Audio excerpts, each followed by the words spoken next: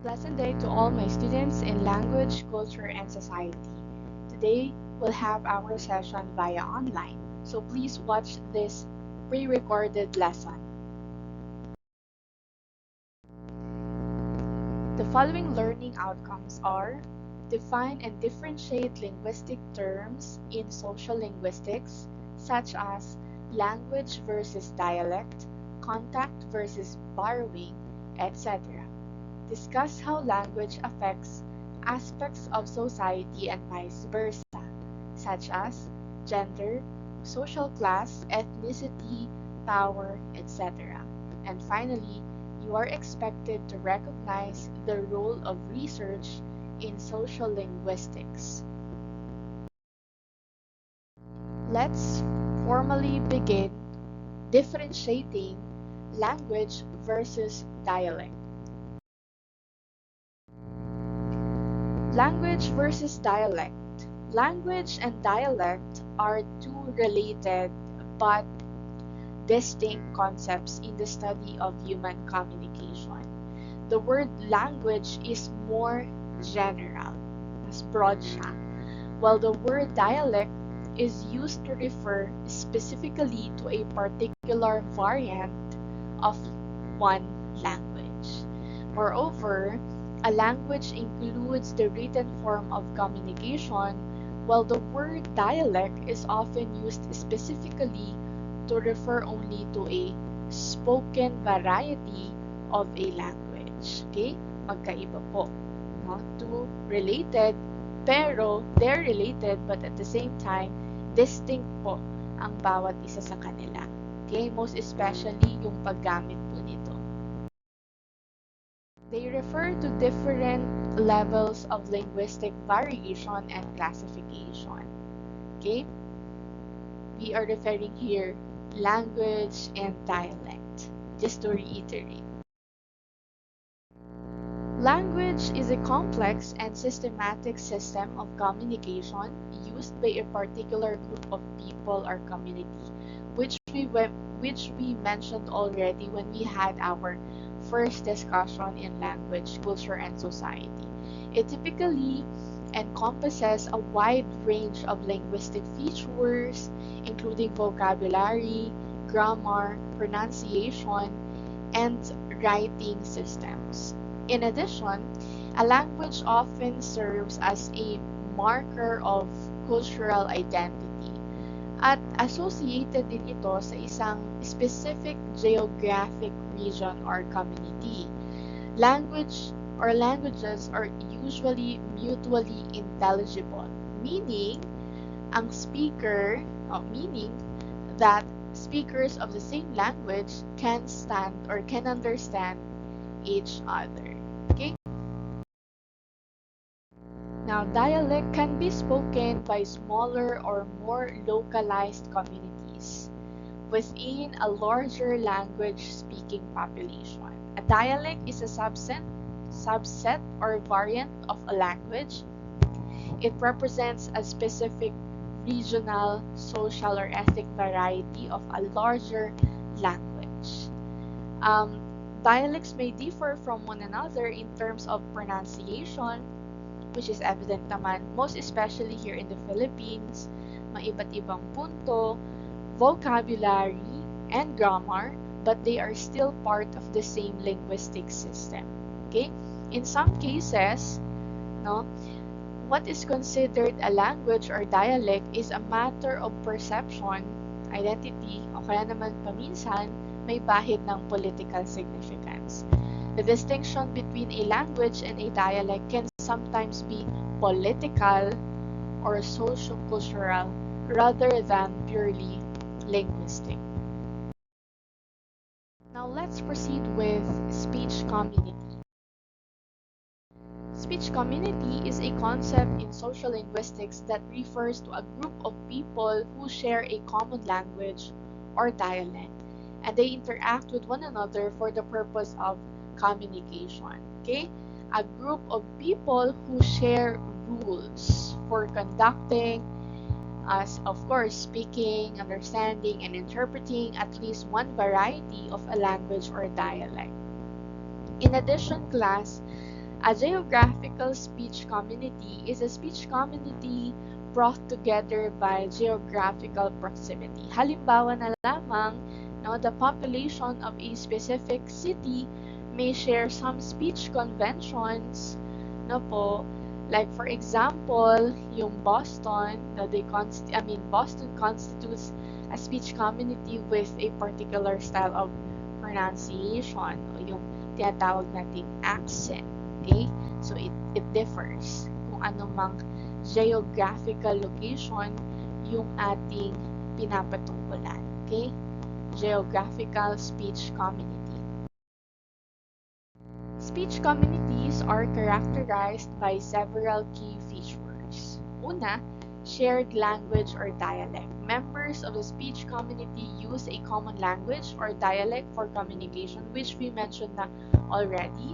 This shared linguistic code allows individuals, speakers, within the community to understand each other and participate in a meaningful communication. That's why shared language po ang pinakauna. Okay? Kalawa, social interaction. Speech communities are defined not just by the linguistic similarities among their members, but also by the social interaction and relationships they have. These interaction can be based on factors such as geographic proximity, social networks, shared interests, o di kaya naman cultural ties. Third, norms and practices. Each speech community may have its own set of norms, conventions, and practices related to language use. These norms can include pronunciation patterns, vocabulary, grammar, and even specific communication styles. Next, we have identity and solidarity. Now, being part of a speech community often contributes to a sense of identity and solidarity among its members, where language and dialect can be both powerful markers of social and cultural belonging, okay? Sense of identity. And finally, we have variation and change. Speech communities can exhibit linguistic variation both within and across them. Since we have different groups within the same community, they may have speech linguistic features or dialectal differences. Additionally, speech communities may influence language change and evolution over time. Which, totoo, okay, nag-evolve po yung ating language as time passes by. The second part of our discussion is all about linguistic borrowing and language contact. When we say linguistic borrowing and language contact, they are two related linguistic phenomena, pangyayari, that occur when languages come into contact with each other. No?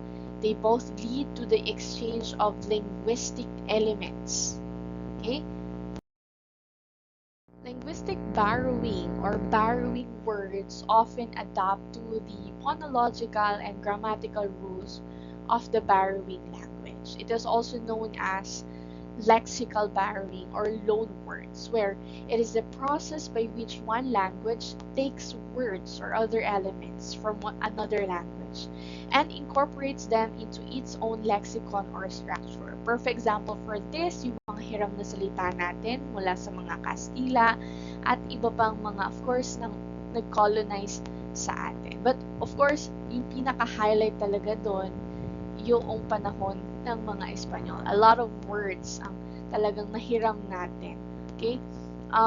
What else? They may take on meanings as well that are influenced by the borrowing languages, cultural or semantic context. Borrowing can occur for various reasons. No? Siyempre, kasama dito yung pakikipag-trade, cultural exchange, technological advancements, and even migration. It's a common way in which languages enrich their vocabulary and adapt to changing social and cultural circumstances. Okay? Next is language contact. In addition to borrowing, language contact can result in the language convergence, language shift, ano pa, at saka kung natatandaan niyo yung Pidgin and Creole's languages, code switching, and other forms of linguistic change and adaptation. Language contact can occur through the various means such as colonization, immigration, cultural exchange. Yun po yung mga pwedeng maging punot dulo. No? When speakers of different languages interact, they may influence each other's languages in various ways. Okay? It's a broader concept, no? Pag sabi natin language contact, that encompasses not only borrowing but also other linguistic interactions that occur when speakers of different languages come into contact. These interactions can lead to various linguistic phenomena. Next, language variations. Okay? Language variation can occur in several dimensions, and linguists often study these variations to gain insights into the social, geographic, and cultural factors that influence how people use language. Moreover, language variation refers to the diversity and differences in the way language is spoken or written by different groups of speakers. Hindi po ito banta, no? When we say language variations, actually asset po ito. Okay? Asset po ito where we can promote, no, diversity, no, promote and embrace differences, no, diversity. We have here two primary types of language variation. First is the regional variation. Regional variation refers to differences in the way a language is spoken in different geographic areas. These variations can include differences in pronunciation, such as accent, vocabulary, and sometimes grammatical structures. For example, American English and British English exhibit regional variations in terms of vocabulary. Ito nabanggit, I don't know, yeah, perhaps, I think nabanggit na ito before pa, no? Yung difference between American English and British English. For example, in American English, we have elevator. But in British English, tinatawag natin, ang term na ginagamit natin for this one, the term that we use for that is the word lift. So it's quite different. But yeah, same lang naman yung tinutukoy, is that different words po ang pinag-uusapan. Okay? Yun po yung iba't ibang varieties no, ng pag-identify ng mga bagay-bagay.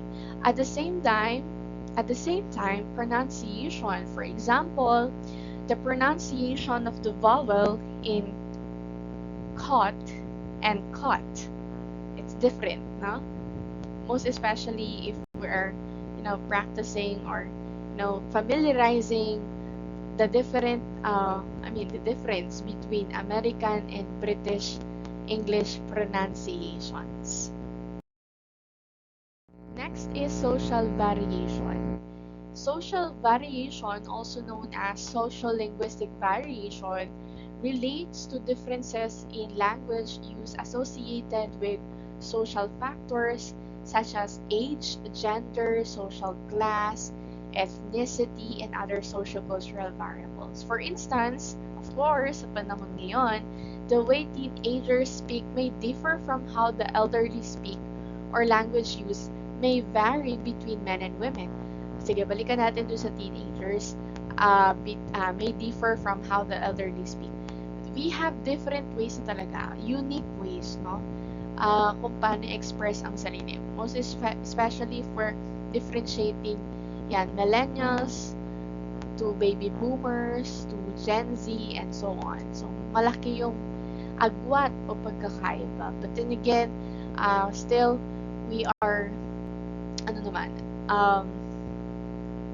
we are trying to understand pa rin naman yung kanilang way ng pakikipagtalastasan. Okay?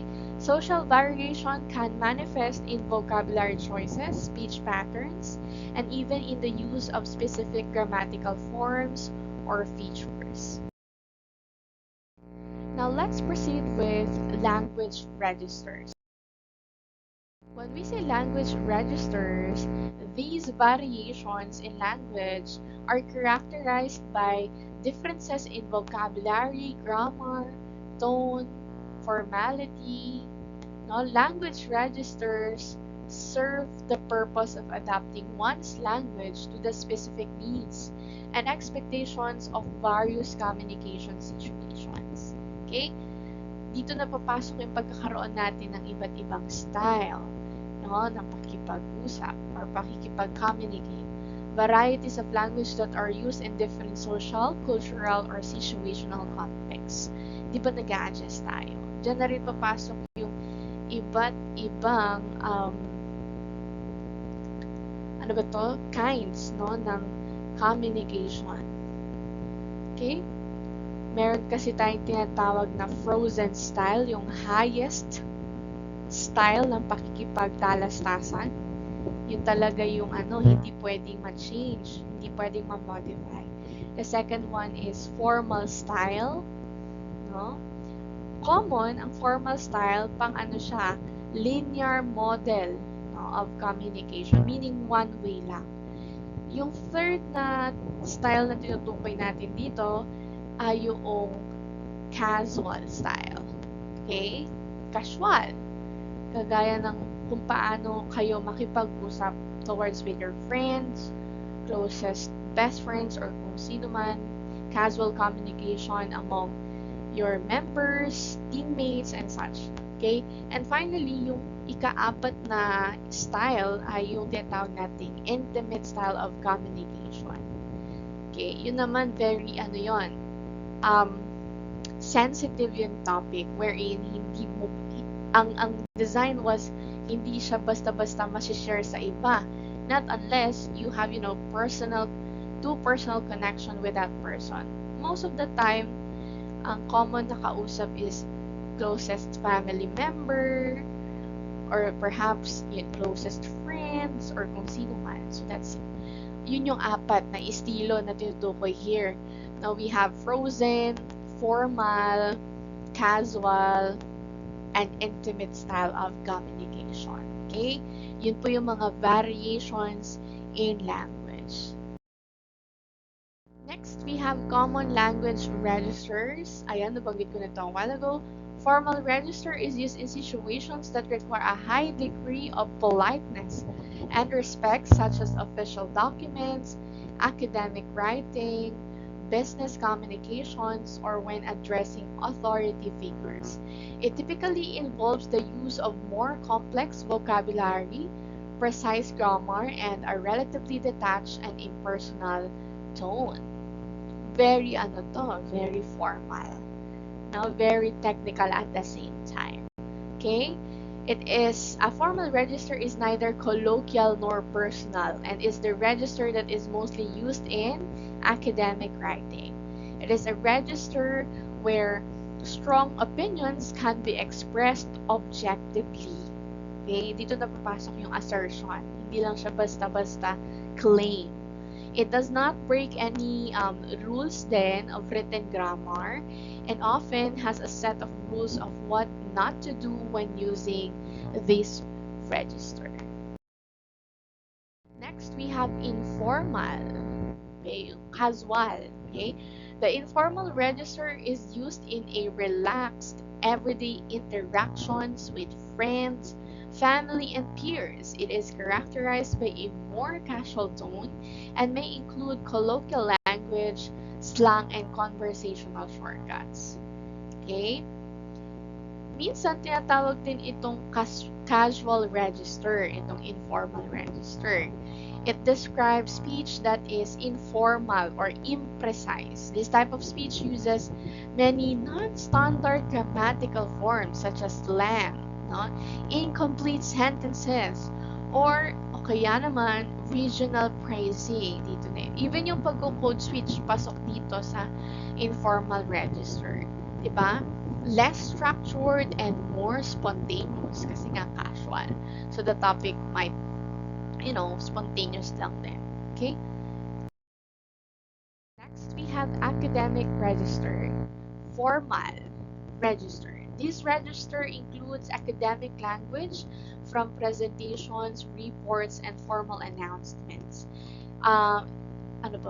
It is used in scholarly writing and formal educational context. It emphasizes clarity, precision, and adherence to academic conventions such as citations and references. Technical in terms of writing ang pinag-uusapan here. Okay?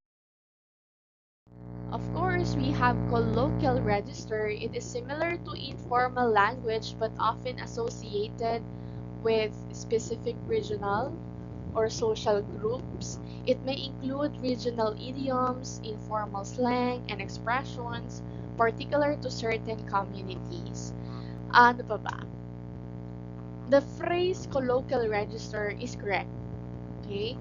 It can be used in written English. Pero syempre, pasok lamang ito kung pinag-usapan natin is creative writing. But when we're talking about or when we're after technical writing or academic texts, hindi po tayo pwedeng gumamit ng register na ito. Okay?